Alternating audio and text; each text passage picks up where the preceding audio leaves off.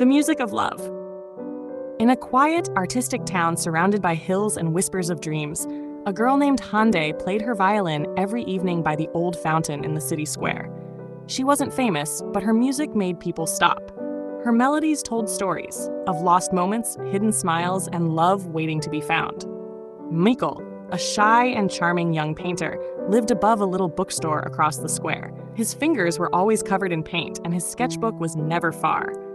He would walk the town each day, painting its forgotten walls, turning cracks into blooming gardens and blank spaces into colorful dreams. But something in his heart felt incomplete. One day, while the sunset painted the sky gold, he heard a sound so soft, so haunting, it made him stop. It was Hande. Standing under the lamppost in a flowing red dress, her brown hair gently tousled by the breeze, she played as if the world didn't exist. Micle stood still, mesmerized. From that evening on, he returned every day, never speaking, just listening and sketching her from afar. Hande noticed. She always did. The quiet boy with thoughtful eyes and a paintbrush in his pocket, always watching from a distance. She began to look for him. Sometimes she played a little longer, sometimes she changed her tune, just to see if his eyes lit up. One rainy evening, her violin strings snapped. The crowd scattered and her heart sank.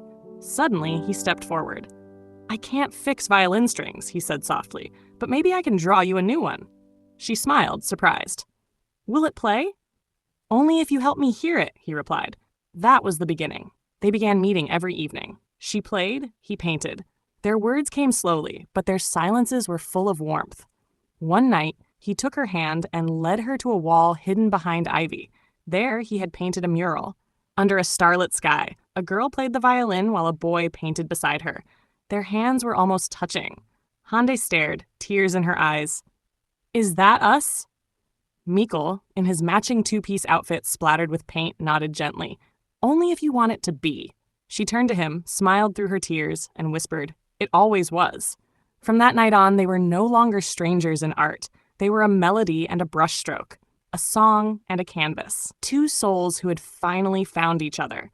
In the quiet beauty of a city square, under the sound of a violin and the color of love. If you liked this love story, please like and subscribe.